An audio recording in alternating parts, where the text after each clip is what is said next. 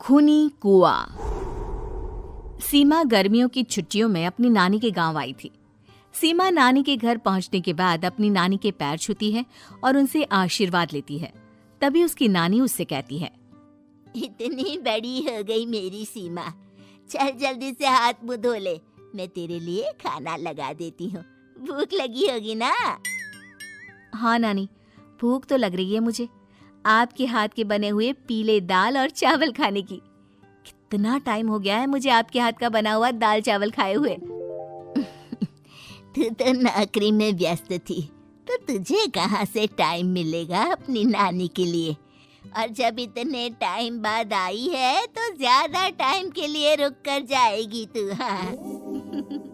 हाँ हाँ नानी, इस बार पूरे 2 महीने के लिए आई हूँ। सीमा की नानी अंदर जाकर उसके लिए खाना बनाने लगती है। सीमा कमरे में अकेली होती है, तभी उसे किसी औरत के रोने की आवाज सुनाई देती है।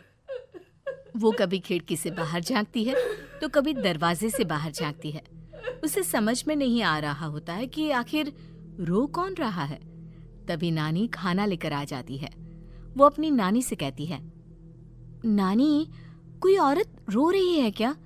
मैं जब से यहाँ आई हूँ तब से मुझे यहाँ किसी औरत की रोने की आवाज आ रही है। हे भगवान, कहीं ये वही तो नहीं? बोलो ना नानी। अरे कोई नहीं रो रहा, ये तेरे मन का वहम है। और तू ना अब खाना खा ले, ज्यादा यहाँ वहाँ की बातों में ध्यान मत दिया कर। जल्दी से खाना खा और फिर मेरे साथ आ जा मेरे कमरे में, दोनों बैठकर खूब सारी बातें करेंगे। ऐसे ही अगले दिन सीमा अपनी नानी के साथ गांव के बाजार जा रही होती है। उसी रास्ते में फिर से किसी औरत के रोने की आवाज आती है। वो अपनी नानी से कहती है, अरे नानी, क्या सच में तुम्हें अभी भी किसी औरत की रोने की आवाज नहीं सुनाई दे रही? मुझे किसी औरत की बहुत बुरी तरीके से रोने और चीखने की आवाजें आ रही हैं। मैं बहुत परेशान हूँ नानी, आखिर ये कौन है? मुझे लगता है कि सीमा को शहर भेज देना चाहिए, यहाँ रहना उसके लिए ठीक नहीं। नानी बोलो ना, आप चुप क्यों हो जाती हो?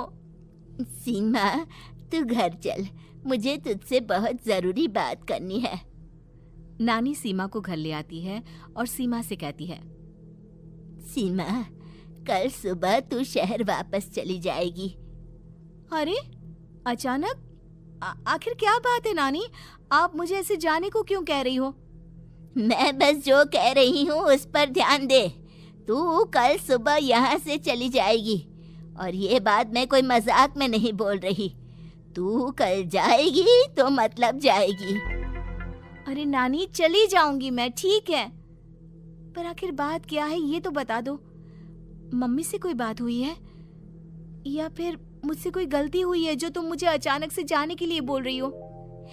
देख सीमा, रात बहुत हो चुकी है और मुझे इस बारे में कोई बात नहीं करनी। चल, अब चल के मेरे साथ सो जा।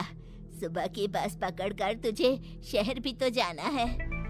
सीमा को अपनी नानी का ऐसा व्यवहार देखकर बहुत ही अजीब लगता है। उसे कुछ समझ में नहीं आ रहा होता है कि आखिर उसकी नानी उसे अचानक से गांव छोड़कर जाने के लिए क्यों कह रही है। ये सारी बातें सोचते सोचते सीमा की आंख लग जाती है और वो अपनी नानी के साथ सो जाती है। ऐसे ही आधी रात को सीमा को फिर से किसी औरत की रोने की आवाज सुनाई देती है। वो उस औरत की आवाज सुनकर बार बार करवटें बदल रही होती है और तभी उसे सपने में भी एक अजीब सी औरत की परछाई दिखाई देती है, जो इतना चीख चीख कर रो रही होती है कि सीमा डरकर उठ जाती है। वो पूरे पसीने पसीने हो रही होती है। वो अपने आसपास देखती है तो घर में बिल्कुल शांति का माहौल होता है। सीमा घबरा जाती है। वो अपनी नानी को जगाने की कोशिश करती है, मगर उसकी नानी नहीं जगती। सीमा को फिर से उस औरत की रोने की आवाज सुनाई देती है। आखिरकार सीमा अपने आप को रोक नहीं पाती और वो घर का दरवाजा खोलकर बाहर निकलती है। आखिर ये माजरा क्या है? आज तो मैं पता करके रहूंगी। अब आवाज का पीछा करते हुए सीमा आधी रात को गांव के चौपाल के पास बने कुएं के पास पहुंच जाती है, जहां कुएं की चारों ओर बेड़ियां लगी होती हैं। उन बेड़ियों में लगे हुए ताले के साथ एक लाल रंग का कपड़ा और माता रानी का कलावा बंधा होता है। उस कुएं में से सीमा को किसी के रोने की आवाज आती है। सीमा परेशान हो जाती है। इस कुएं में कौन है? कौन है यहाँ? सुनो, कौन है? कौन रो रहा है?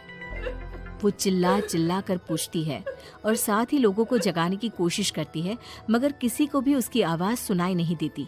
अब सीमा खुद उस कुएं के पास की बेड़ियों और तालों को खोलने की कोशिश करती है और किसी तरह कुछ देर की मशक्कत के बाद सीमा उसको खोल भी देती है। और जैसे ही वो कुआं खोलकर उसके अंदर झांकती है, सीमा उस कुएं में गिर जाती है।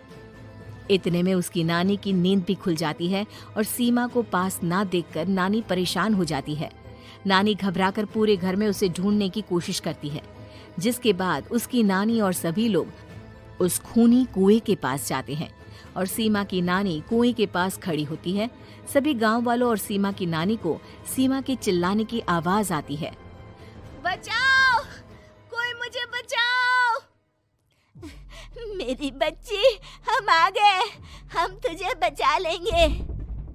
नानी, मुझे यहाँ बहुत डर लग रहा है। यहाँ इंसान की कटी हुई मुंडियाँ, हाथ, पैर और कंकाल हैं और खून भी है। नानी, मुझे डर लग रहा है।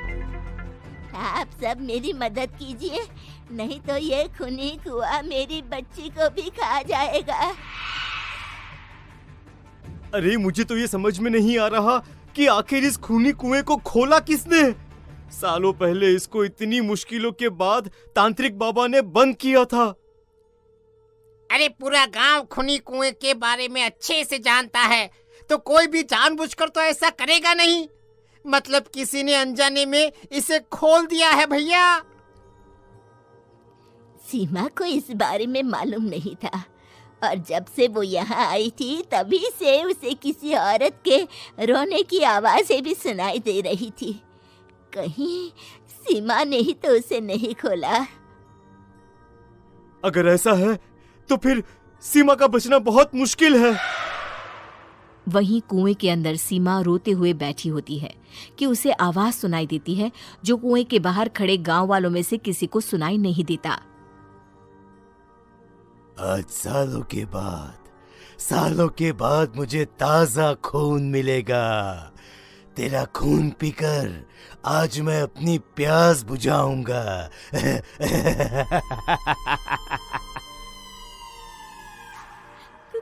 कौन है? मत मारो प्लीज, मुझे जाने दो प्लीज। मैंने किसी का क्या बिगाड़ा है? वो तुझे मरने के बाद पता चल ही जाएगा। जितने में गांव वाले और सीमा की नानी कुछ सोच पाते, उतने में उन्हें सीमा के चिल्लाने की आवाज आती है और अगले ही पल सब शांत हो जाता है। क्या हुआ? सीमा, मेरी बेटी। माफ करना बहन, लेकिन अब सीमा वापस नहीं आएगी। हमें एक बार फिर से कुएं को बंद करना होगा। गांव वाले तभी तांत्रिक को बुलाकर लाते हैं। एक बार फिर अपनी शक्ति से तांत्रिक बाबा उस कुएं को हमेशा हमेशा के लिए बंद कर देते हैं और वहां एक बोर्ड लगा दिया जाता है कि यहाँ आना मना है।